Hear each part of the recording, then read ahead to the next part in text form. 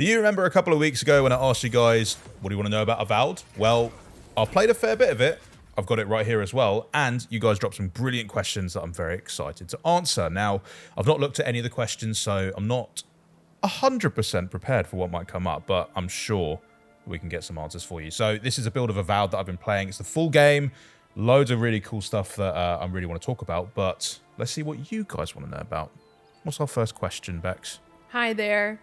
I'm you, the voice of your people, us, community. Let's go. So that's what the community sounds like. Good to know. Okay. If, like me, you have been since the 23rd of July, 2020, obsessed with the idea of Avowed. Yep. Henry, I want you to spill the beans about everything people can get excited about. So, let's start with a question from at Let's Play Poorly. And they said, everything! I want to know everything! Yay, me too. But in all honesty, does it have the classic Obsidian humor and engaging stories? How about side quests? Are they interesting and make you want to explore the world? Or do they feel tacked on? So let's start with the humor first of all. Humor. Yeah, okay. I mean, I've actually got a perfect example of that in my inventory already. So I found this gun that I could purchase from this like fence kind of guy in one of the big cities. And the gun is literally called the Disappointer. Oh my gosh. And basically, when I bought it, the gun was practically useless. It even had a debuff on it that gave it minus like 10% damage, which is hilarious. So it's got that kind of baked in, as well as loads of like flavor text for some of the weapons that you find, as well as the fact that you and like your companions that you're walking around with always have these kind of like jibes at each other, especially Marius and Kai. They always comment on the situation at hand. If you're like coming up to a weird looking location or somewhere they've been before, they always have some kind of offhand comment. They jib-jab. Yeah. Jib-jab, jib-jab. Yeah, they're constantly like at each other's throats. It's quite fun. Nice. There's also just some like weird cultural references sometimes that you find. Like, you know that meme where it's the guy that's like, call an ambulance, but not for me. They literally have their like own version of that in Avowed, which is quite hilarious. So the guy's like, oh, like call a cleric or something like that, but not for me. And then you go and fight him, and obviously I killed him. So don't, I didn't need it. So yeah, there's plenty of that in Avowed. Definitely still has that Obsidian humor. There's a smuggler. If you play games like The Outer Worlds, it's kind of along that sort of tack, but maybe not as outrageous, because that was almost like very tongue-in-cheek with its themes. Whereas Avowed also finds its own moments for being serious when needed, but there's plenty of that kind of stuff in the game, which is cool. As for side quests, I've found like loads of really interesting incidental ones. So one that I found pretty early on was, and I'm still working on it actually, is this side quest for Totem of Defiance. And I basically went up to this area in the map where there was like someone who was guarding and restoring an area that used to be like a shrine to one of the gods of the land, and they were protecting this totem, but they recognized that I was like a really important person, and so they said, "Why don't you take it with you? Because maybe you can figure out some extra stuff out with it." And initially, you don't get much information about it until you maybe just happen upon like some scrawlings that someone made, that there's like research that they'd done into this totem. And it gave me like even more information, and even jotted it down into this journal, which has become like a really great way of trying to find like and track down some of these extra little bits. So they're not always like, oh, you go up to a guy who's got a quest marker above them, you pick up the quest and they send you somewhere and you go and do it. Sometimes they are just things that you'll find while exploring. And I think that's been a really key part of what I've enjoyed so much about Avowed, and the kind of the gameplay feel of it. It's not just like, oh, an RPG with loads of quests and you go adventuring. It's also like, what can you find out about the world, and what can you explore, and how deep are you willing to go, and the rewards that you reap from that. Like, I mean, this quest has been great because it's given me a bunch of really useful like buffs that affect my my character. So although I maybe would have never found this, it's cool that I was able to, and also get some reward out of it. So yeah, the side quests have been pretty satisfying, pretty fulfilling. There are bounties as well. There are treasure maps. There's even some NPCs that will give you like the standard RPG kind of quest line, where they're like, oh, my house is like infested by lizard type people at the moment. Can you go like sort that out?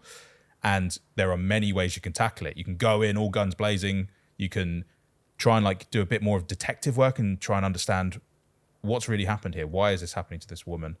And depending on how you play it and how much of the conversation your character wants to get involved in, the quest can kind of like dramatically change, and you come away from it feeling very differently to how you maybe first went in, thinking, oh yeah, lizards invading someone's home, that's pretty bad. Let's go kill up all these Zarops and get this woman her house back. And it transforms into something way more meaningful and way more interesting. So yeah, it's been really fun. And outside of the main story being quite enjoyable, the side quests have been really fulfilling. So good question. I think you're going to love it. What's your next question?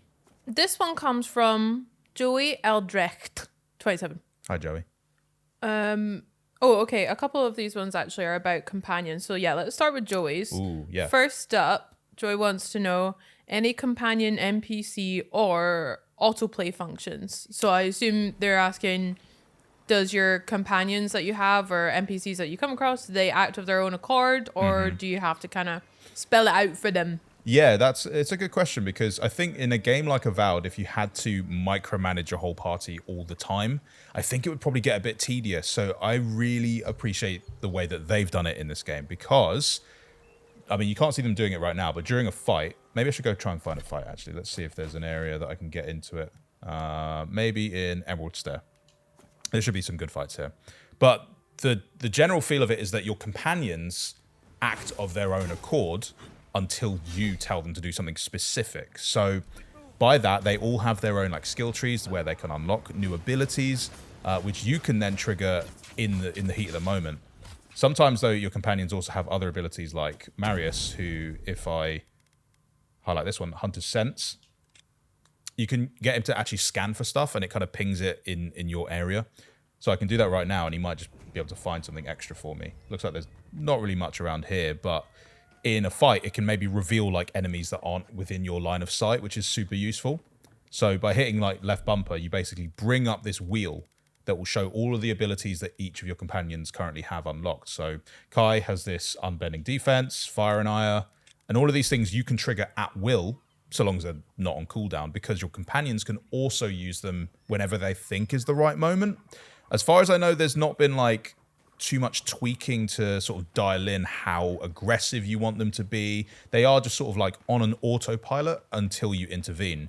But let's see if we can find... Oh, here's another example of it. Like this thorny sort of block. I can actually use one of Kai's abilities to get rid of it. And I need to tell him to do that. So there are some moments where, yes, you will need to intervene. Oh, look at that. A little sword, some bits and bobs. A journal. I'll read that later. But let's try and find a fight so you can kind of see what they're like in action. Because you could technically just sort of stand back and let them go at it and see if they can overcome the enemies by themselves. More often than not, you're going to want to get involved, because that's a lot of fun, isn't it? You know, getting involved in the fight. But I think it's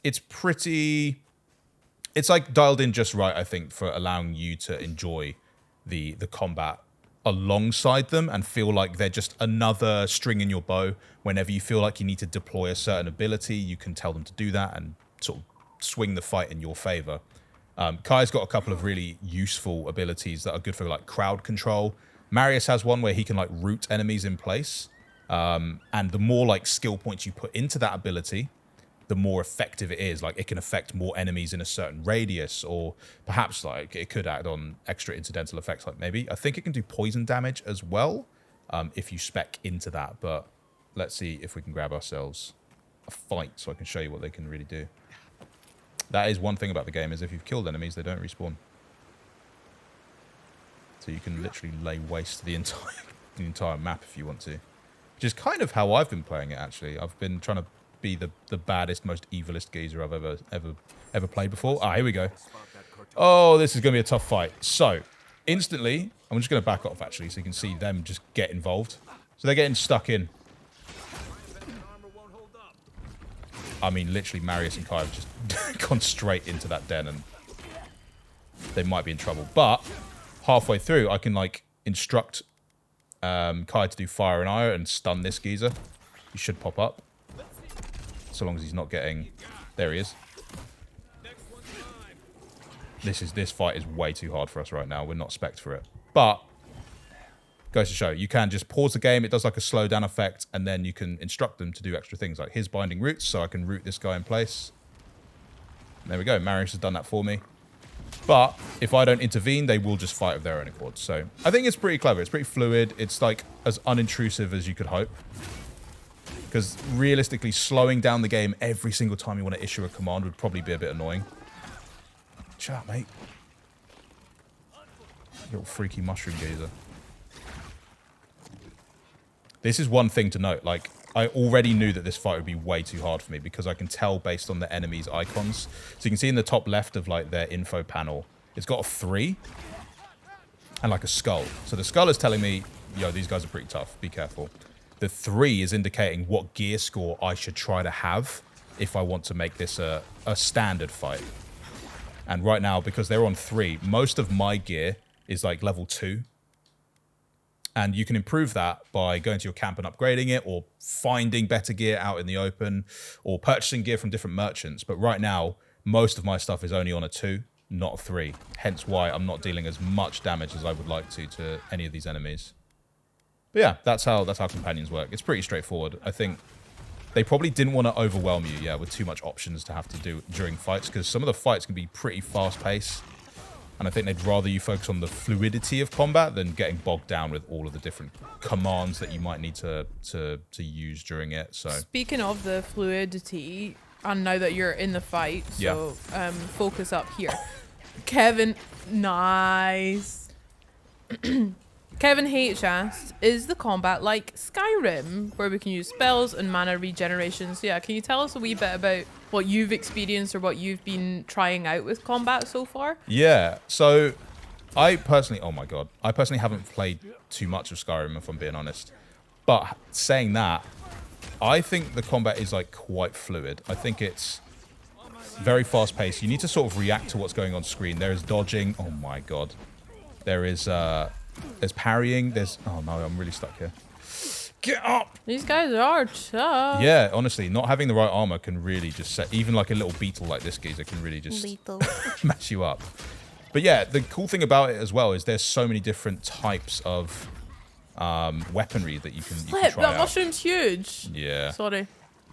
This is not good. I'll be very surprised if we get out of this alive. You got it, Henry. We need to kill this shaman because I think he's healing everyone. Healing, yeah. Both my companions are also down. From someone with hundreds of hours of Skyrim, it looks like literally a 2025 kind of version adaptation of what that combat could look like. Except obviously in Skyrim, you're not using an item to cast magic. You can use your hands and stuff for mana, but well, you can do the same in Avowed actually, because I quite like the wand, but also the wand is good cool to have options. But you don't actually need a wand or a grimoire to be able to cast spells, which is quite fun. So they've made it so that it's more to do with your, if you want, your class and your weapons. So just got battered there. So let me show you actually the abilities, because that's where that kind of comes into play. Because under the wizard skill tree, you can just innately learn spells. So for example, I've innately learned Parasitic Staff, which means that I can cast that even when I don't have the book that has the spell in it. So if I wanted to, I could now take off that spell book and put on like, I don't know, just a big old hammer like that. And despite not having the spell book that contains the spell anymore, I can now just cast the staff whenever I feel like. So yes, having the grimoire and the wand kind of makes you feel like more of a wizard, but it's not the only way to play it. And I think that's where a lot of that like freedom comes into play with Avowed's RPG system, as well as the weapons that you can wield, is that you're never like locked into one way of doing it just based on your loadout. That's a really good point. Would you say like how similar RPGs kind of tend on like you following a set like class, for example, like D&D style, or can you pick and choose between these that we're seeing on screen, the like skills or points that you kind of want to put in to customize it? Yeah, you can definitely just like pick and choose. So for now, for what I've been building on my character is I've gone mainly wizard, bit of ranger.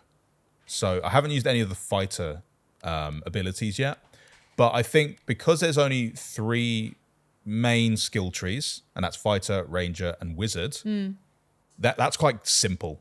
You know, when you think of RPGs, there's like barbarians, there's like necromancers, there's bards, there's all of these, like, there's different shades of class that you could spec into. But in Avowed, I think what they wanted you to do is take those 3 pillars, fighter, ranger, and wizard, and then sort of figure out for yourself, like, what would it mean to be, you know, what would it mean to be a wizard that could also have like armored grace, which gives you more stamina, or shield bash, or if you wanted to be, you're a ranger, so you have like all of these steady aim and marksmanship skills, but you also spec'd into magic. And you just sort of, instead of thinking of the traditional RPG classes, you start to sort of just build your own in that way. And then you pair it with the weapons that you decide to wield. So I've got a guy who's mainly spec'd into being a wizard, and yet one of my loadouts is a sword and a shield, which you wouldn't typically associate with a wizard. Yet it just gives me more of that flexibility by the fact that although I'm currently holding the sword and shield, I can still cast spells whenever I want. So I've got another ranger ability there, a wizard ability there, even though I don't have my spell book and wand, the typical wizard loadout. I can cast extra spells while I'm using this, but it doesn't limit me in the moment. It just gives me more freedom, more flexibility. So yeah, the class system is really cool, and I think it's just more fun that way, because although I don't know like what the level cap might be, so I don't know how many points you're going to be able to put into the skill trees, I think it means that you can kind of shed those typical restrictions. You know, if you're playing a barbarian, normally it's only worth you putting in skills into strength and, you know, the typical barbarian like tanking abilities. But because you don't have to worry about that, you can just play about with it. And you can reset it whenever you want as well. So if you want to try something new, or you found a new piece of gear that you think, oh, this solves that issue I had before, now I can take those points and put them somewhere else, I think it's pretty clever. So yeah. You've kind of touched on it for that there, but Del Poi has a question about classes specifically. And, oh yeah. You know, you've played one way, but Del Poi is asking specifically about wizard and says, is the magic class one which you can invest all your time into, or does it feel better to mix things up? So you kind of touched on it there, but what do you think? Yeah, I mean, there's nothing stopping you from putting like every single skill point that you learn into the wizard skill tree, and you could then decide, I'm only gonna like use wands and then rely on spell casting abilities. Nothing stopping you doing that. I think it's a personal preference thing, because I'm, like I said, using ranger and wizard because I'm finding that there's quite a lot of useful abilities, like the parry ability actually pairs quite well with the parasitic staff, which is a wizard spell. So yeah, yes, you could, but I think there's probably some more fun in maybe at least looking at some of the other classes and thinking, how could I use that class's skill, but in the way that I want to play it? You know, like I said, I'm using a sword and shield, but I don't have any of the fighter skills. It's just that I'm finding having that like second loadout being a bit more defensive is useful. Not to mention the fact that some of these like unique weapons that I'm finding, like the sword I'm using, just has some really cool abilities on it that I thought, yeah, this works well. I actually modified it so that when I kill an enemy, it restores some of my health, which is working quite well in tandem with the wizard staff, because that, anytime I hit something, restores some of my essence, which is what you use to like cast spells. So having that kind of push-pull mechanic, this loadout sorts out half my build, this loadout sorts out the other half, that's fun for me. But I could totally see someone just spending all of their points into wizard and focusing on like lighter armor, just wands, finding different grimoires as well, because the grimoire I have, again, that is a unique piece of gear, and it has these spells built into it. But there are other grimoires you can find or purchase or level up yourself that might have a different array of spells. So if you want to have like a really complete library of spells available, you could have 2 books, one on one bar, one on the other. So yeah, Dual you could do it. I don't know if you could maybe have 2 books at once. That'd be interesting. Heck yeah. Nerd. Let me check actually. While we're speaking about builds and stuff too, Vollord 666 has a question that is fun.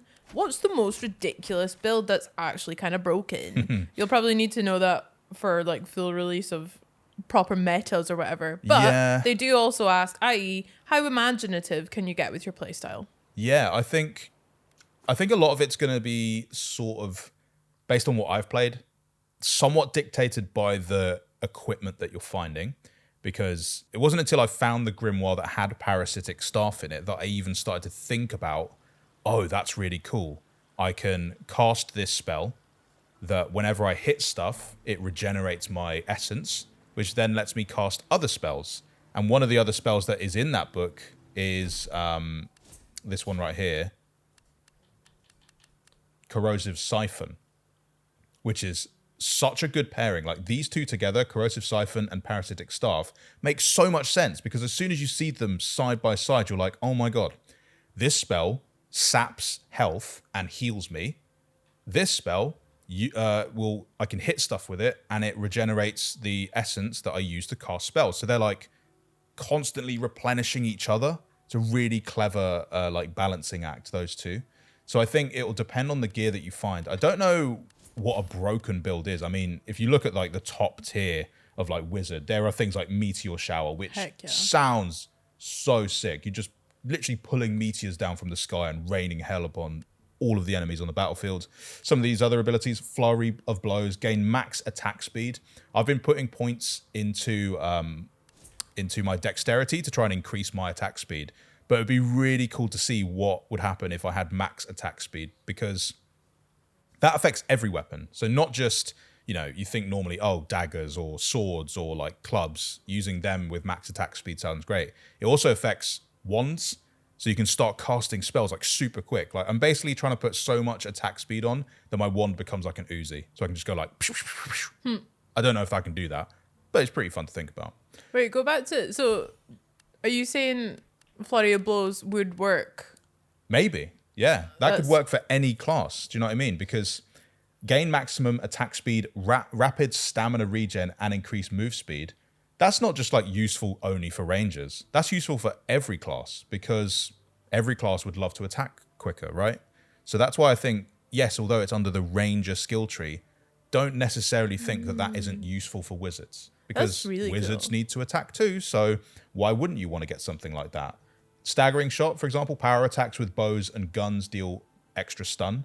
I mean, wizards can use bows and guns too.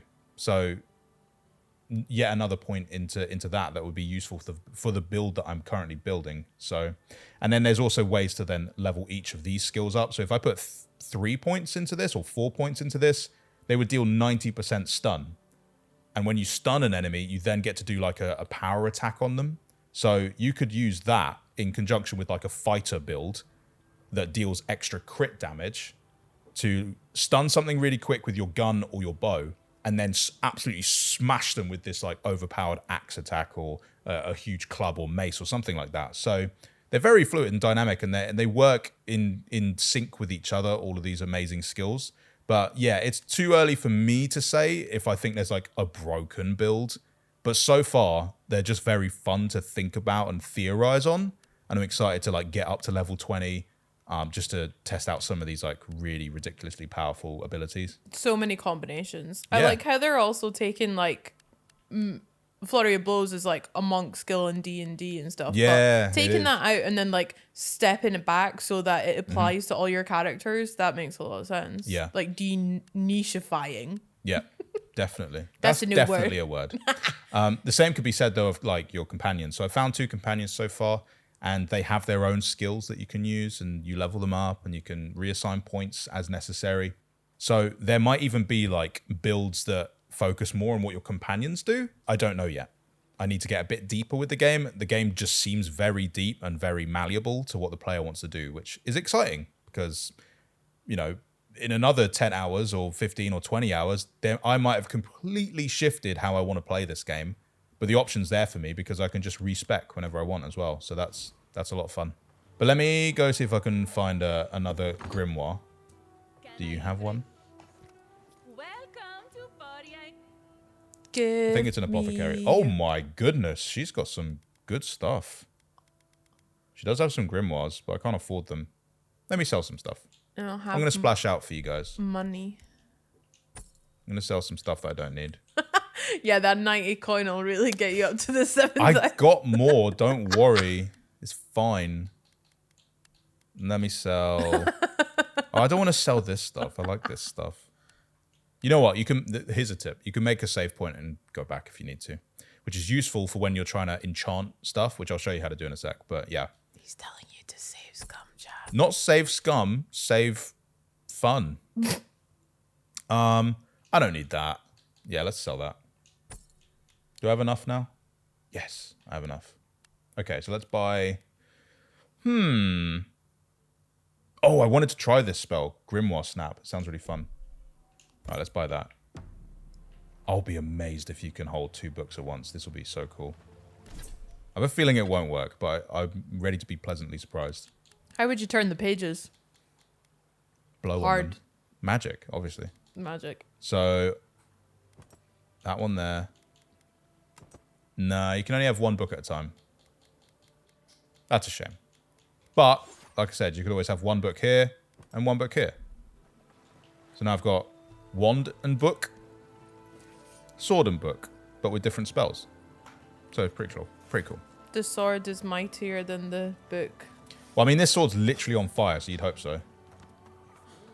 Let's move on to, now that we're in a nice little city and you've been chatting to people, I want to know a bit more about the NPCs and the world of Aora. But specifically, we've got a question from Kaltuski, going back to Good name. companions. We only really know about Garrus, they've put in quotations. Garrus. Kai. We'd love to learn about the rest and know what they do when they aren't exploring with you.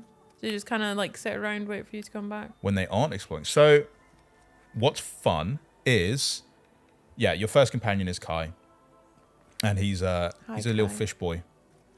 He was a sailor. He's quite an open book, which is cool. Like, I don't want to get too much into story spoilers about Kai, but he seems like very amicable, wants to be very helpful to you. So does Marius, who was the second companion I came across. But he's a bit more of a closed book. So he likes to keep his feelings close to his chest. He's a bit no nonsense. He's a tracker by trade, so he's there to help you like find things. As you probably could tell from that passive ability that he has, the Hunter's Sense. So what's cool about them is that they have those interactions with each other when you're just out and about exploring, but you can also go to camp, which is fun. So you'll find these little party camp locations dotted around the map. Oh. And you go to them and they're kind of like your home base. And there's a few of them on each of the zones, which are useful, not just for healing you completely if you've run out of like healing potions or whatnot, but also because this is where you can actually just chat to the companions and see what they're thinking about the current situation.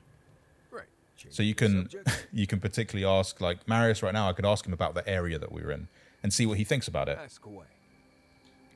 Yeah, heard anything interesting? Sometimes you might get like extra quests through this. There was a companion quest that I've already started with Kai because we were we got into a new area that had like some significance to him, and it opened up this new quest line that we could just go down if we wanted to learn more about him and his past. But yeah, they seem pretty fun. Marius is quite a funny guy because I've been playing this character as like evil as possible.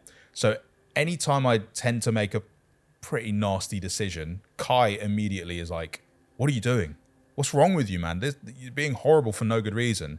And Marius is just kind of like, gotta do what you gotta do. So it's been funny that he's been kind of vibing more with my character in this playthrough. Although normally I don't typically play the bad guy. So Kai would probably be the sort of person I'd get along with more in an RPG, but yeah, really enjoying it. The bad guy. Do you have like a relationship gauge with them? Not that I've noticed. There's not like an in-game version of that. But you can sort of tell when you're doing something when they're agreeing with you, because even when you have conversations, Kai in particular will be like, I might not always agree with what you do, but I think you're along the right track, or you're doing what you believe in and I respect that. So clearly they kind of remember some of those decisions, and it might influence some of the dialogue that you have with them. But there's not like, for example, there's no romance in the game. There's none of that.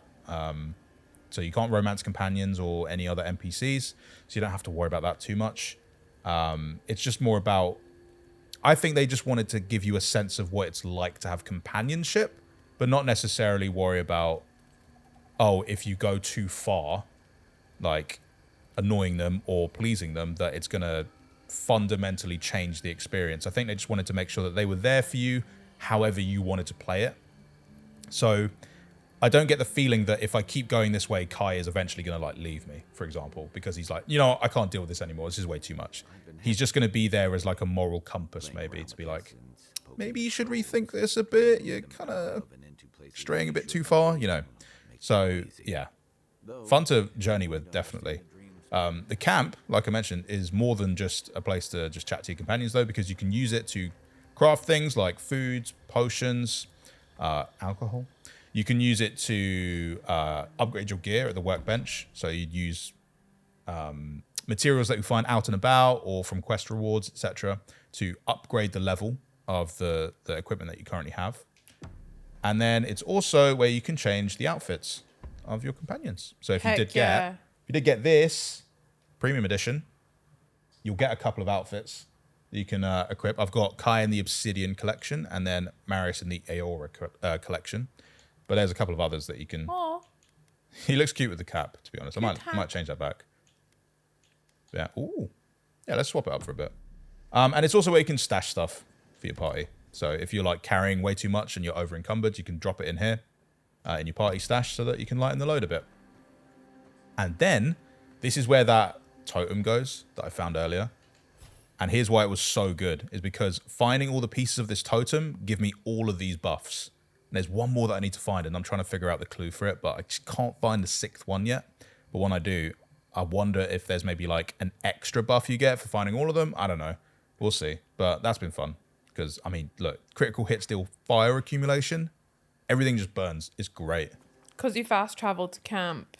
Senzu Green's, great name, is asking about traversal info. Not necessarily fast travel, but is there mounts or moving about?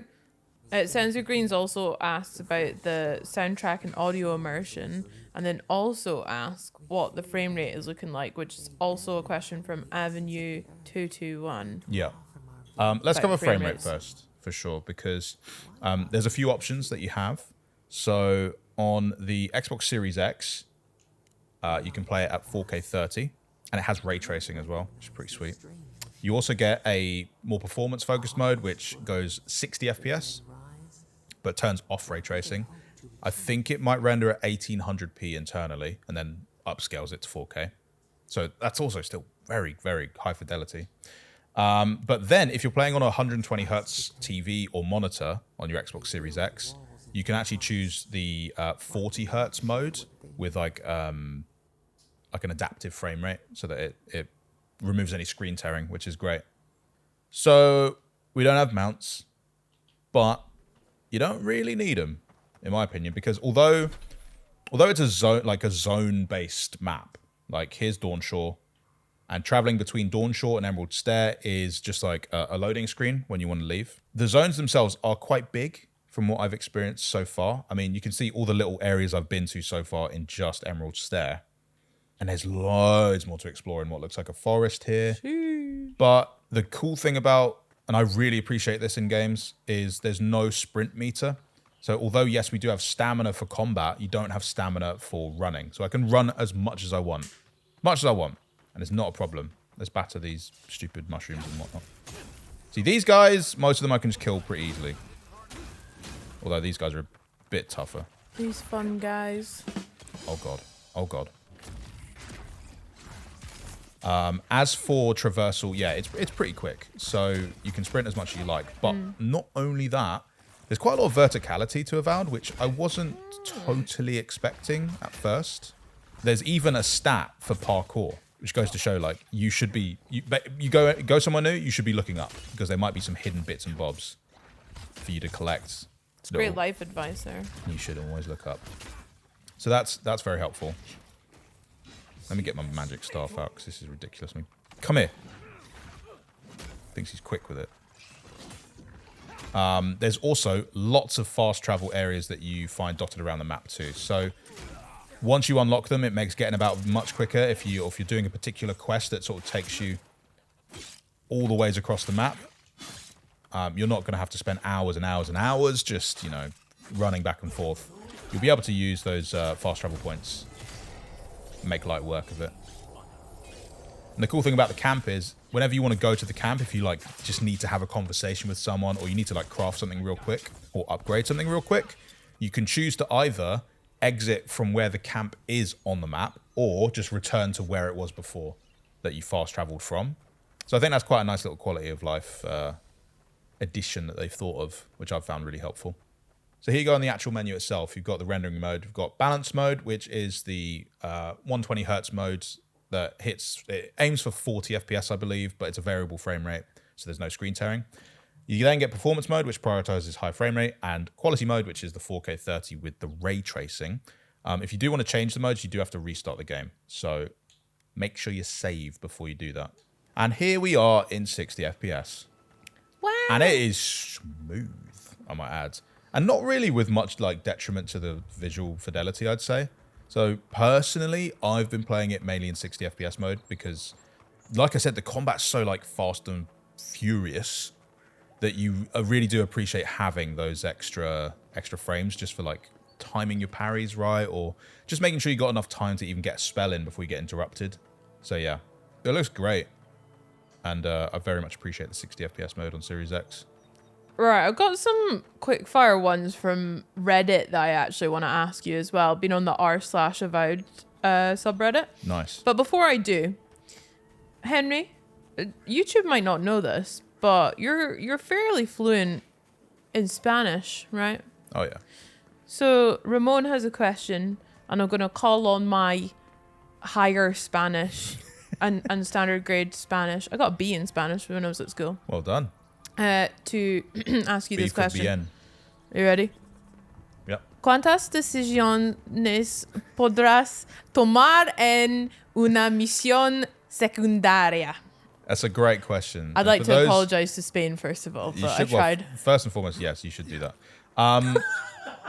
That's a good question. Oh my God, these guys are going to massacre me. For those that don't know, that's asking what are the sort of different outcomes and decisions you can make during side quests. And I kind of touched on it earlier with that woman who had the Zaurups attacking her home. But there seems to be like quite a few different ways that you can play it, and it's not always locked behind dialogue either. Sometimes it's to do with your actions. So there was one guy who, funnily enough, it's about Zaurups again, who are the lizard-looking dino boys. He has, and I don't actually understand how, but he somehow has managed to like control some of them and get them to be like pretty chill and helping himself out. And it was linked to like a different quest where these people were asking me to get these, to get some Zaurups under control that were like raiding their farms. And so I was following up with that. I was kind of tracking them down, and I found a Zaurup camp, which normally is a really hostile place. And so I was going in there being like, right, I'm ready to fight. Here we go. And none of them were attacking me. And I was like, what's going on? So I was just walked on through, went up to a cave that was nearby. And it turns out the guy who was controlling them was living there. And I was just having a little casual conversation with him, which is not normally how I expect a lot of those sort of scenarios to go in RPGs. Normally, I think fight first, ask questions later. You're out here surviving, you know. And there were a few ways I could play it. I could, you know, attack him and say, you need to stop this. This is crazy. I don't understand this magic that you control, and it scares me, and I can't let you keep on doing this. Or I could just let him be and tell the other guys to just get on with it, figure it out. It's, you know, it's your problem, and the guy's not doing any harm. He's just controlling some little lizard dudes. So there are ones that are more dialogue based like that, and then your actions happen after. And then occasionally I feel like with some of the side quests, it's more action based, at least to start it. And that's kind of like the totem quests. You know, that wouldn't have happened if I hadn't discovered the fact that there were these totems lying about that I could collect. And then picking up the, you know, getting the totem from the guy who was like, yeah, you should look after this, didn't really start the side quest for me until I found that little note that basically gave me some of the clues of where I could find the pieces for it. So there are a few different decisions you can make. I'd say they don't all make a huge impact to the overarching story, at least not from what I've played. They are just kind of little pocket stories for you to enjoy that don't necessarily have to impact each other. But I do think that they have an impact in terms of your companion's opinion of you, at least. So, you know, there was a particular evil bastard moment that I had where these two people were like refugees on the run. They didn't tell me it, but I later found out they were like criminals who were fleeing a place, and pretty bad criminals for what it's worth. And I basically ratted them out to the local authorities, which is kind of evil. You know, they were on the run. They were trying to change their lives, turn it around. But I said, nah, you're not getting away with this. So I ratted them out. And immediately Kai was like, what the hell's wrong with you? That was a terrible thing to do. They weren't hurting anybody. They were just trying to make a new life for themselves.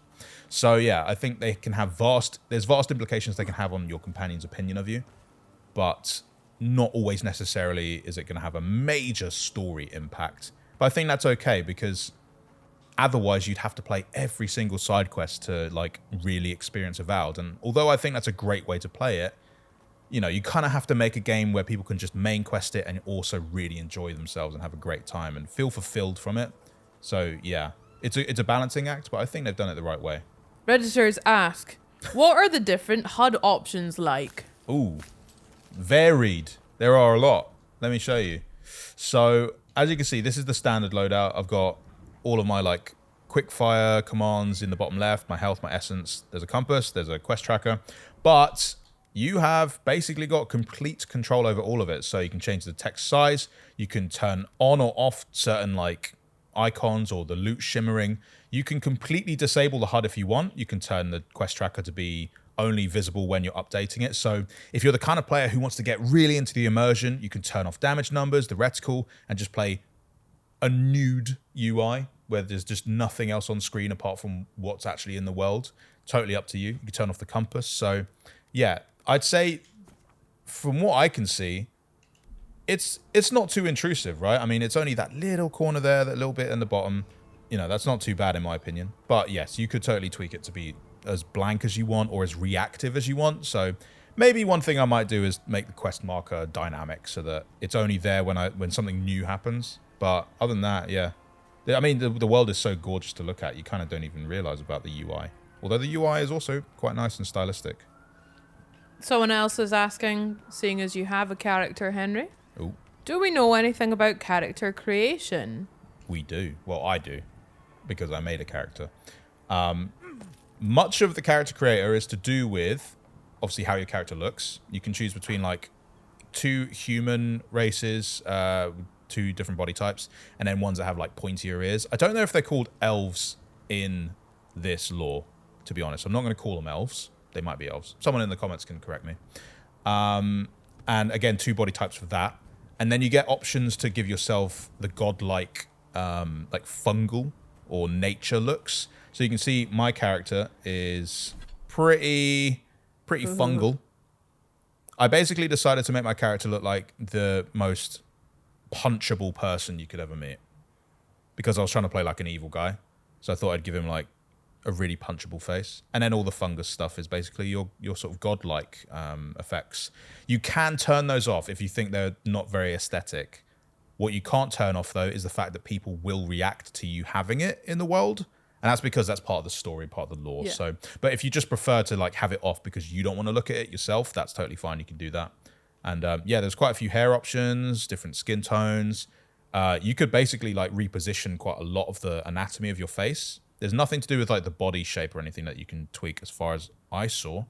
And then the other thing you get to choose is your like background. So I went with Arcane Scholar, and it affects like your some of the dialogue options you might have. So because I'm an Arcane Scholar, I'm quite intelligent in my background. And it means that sometimes when people are talking about like magical things, I can say, oh, I know quite a lot about that, and, you know, be all pompous about it and whatnot.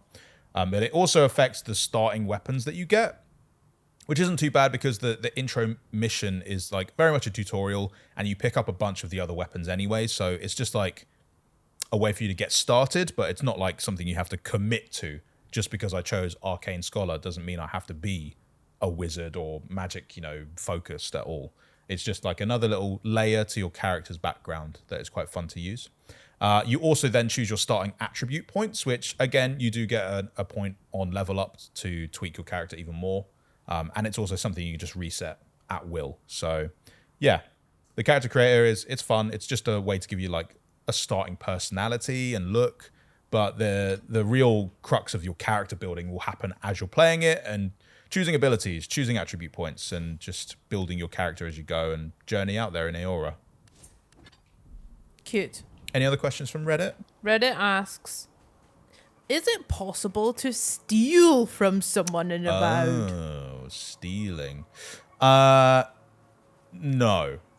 Not in the sense that there's like a stealing mechanic. Like, you know how in Skyrim, if you crouch and you try and pick something up, you're like, ooh, am I going to get seen? It's not like that in Avowed. I can just pick stuff up whenever I want. However, there have been moments where I'd like pick something up near someone or in someone's house and they'd be like, you know, I can see you taking my stuff, right? But it wouldn't ever be like a confrontation thing. So you're not going to get in trouble. Like if there was something here, I could just, I could smash that. They don't mind. Because what are they going to do about it, really? Come on. So yeah, you can pick stuff up whenever you want. There's not a stealing mechanic. There's not like a pickpocketing thing that I've seen. But to be fair, I haven't played the whole game. So that's just based off of what I've played. Ironic that the mission you're on is called food theft and it's about stolen crops. Yeah. But you can't steal, and that's important. I can't steal. I can take, like, sometimes there are quests where it's like, oh, you get to choose now, do you want to, like, keep this thing or not? But, I wouldn't call it stealing, of course. Not your generic video game stealing mechanic, Not your, like, thief build sort of vibe or anything like that. Speaking of thief builds, actually, someone says, planning on making an S-tier ranger build. Thoughts? Totally doable. I mean... You touched on that earlier, how, like, varied they are, but, yeah. If you you could, just like with the wizard, you could just put all your points into the ranger skill tree, and that'd be absolutely fine. You could totally play the game that way, but I think there's just more to gain from, like, dipping your toes into everything, or at least just seeing, like, what would be useful here. Like... I mean, there you go. Like, destroying things restores a small amount of health and essence. I mean, you don't have to be a fighter to reap that benefit. That can work for rangers. I mean, rangers, I imagine, will use, like, projectiles that might explode sometimes. And if it explodes near stuff and destroys it, well, that's just a benefit that you'll get because you've chosen one of the fighter abilities. So...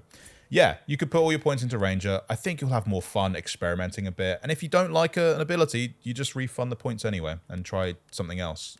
That being said, a lot of the decisions I've made have been based on the equipment that I find, not just the leveling up and the attributes and the abilities that I'm picking. So, for example, the Grimoire that I found is how I found out about the Siphon and the Staff kind of combo.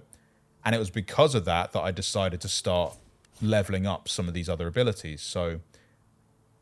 based on that, I can only imagine that there will be unique pieces of gear that are suitable for rangers more than anyone, like a unique bow. I found this unique grimoire, I found this unique sword, I found these unique shield, unique pistols. There will be unique bows. There will be unique daggers that offer you other bonuses and buffs or cool effects that might suit the, like, ranger play style, I suppose. And you would pick those, but... at least with the abilities, I think you should dabble, play around with it. And last but not least, do I need to play Deadfire before playing Avowed? I mean, quite literally, no. But I know that's not really what you're asking. What you're asking is, do you need to play the Pillars of Eternity games to really enjoy Avowed? And I'd say no, because I haven't, and I'm thoroughly enjoying Avowed. This is like really scratching that RPG niche for me, that RPG itch. Yeah. Scratching that for me. It's itching that scratch. It's itching that niche, and I'm enjoying it a lot. From what I know of how people speak about Pillars of Eternity, it is a vast tapestry of lore with incredible, like, gods and the people of this world, like, battling each other whilst also, respecting the like laws of the wheel, and like there's a lot of lore terms that you do get thrown at you that you might be like, what the hell are they talking about? I'm a bit out of my depth here. But that being said, it is still newcomer friendly because there are all of these things that you find around the world that help, you know, inform you if you want on the current state of the world and what people understand. Even in conversation, one of the cool things about it is, you know what, let's go to the camp. This is something they have previewed before, but I think it's really useful as someone who is new to the world of Aora and the world of Pillars of Eternity, in that they have lore history baked into the conversations. So if there is a term that they throw at you and you're like, that's just absolute fantasy nonsense to me, I have no idea what you're on about, you can use the dialogue history and lore. For example, Kai just used the word animancer. Do you know what that is? Probably not. Well, you can look it up. And now I know it's the science and art of soul manipulation. So that's cool. That's baked into the game. So you don't need to know every little detail of the previous games. You don't need to have played them to be caught up to speed with this. This is a brand new story that is independent of what happened in Pillars 1 and 2, as far as I know. But sure, playing those games will probably give you even greater satisfaction because you'll be even more immersed, even more aware of the world around you.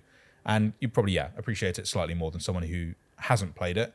That being said, you definitely don't need to play them to enjoy Avowed. And I think you should play Avowed and then the other games, or the other games and then Avowed, however you want to do it. They're all going to be on Game Pass day one, so get in there. Delicious. Henry, thank you so much for sharing your experience with me That's and okay. the chatters at home. I'm sure chatters, if you have more comments, be sure to drop them down below so Henry can answer them, or we'll have some more videos regarding Avowed coming very soon. There are loads of other games coming day one to Game Pass still in the year ahead, as well as other Xbox content and new games that we'll be previewing, hopefully getting hands-on with. So if there's any games in particular that you're excited about, that you want us to find more info on by getting to play early, let us know as well, and we'll do our best to get access to those games. So hope this has been really informative, really helpful. I'm really excited about Avowed. It's super fun. I think loads of people are going to get really great mileage out of this game. Let me know what kind of build you're thinking of making now that you've seen what's possible as well in the comments, and we'll see you in the next video we make. Thanks for watching. Bye. Bye.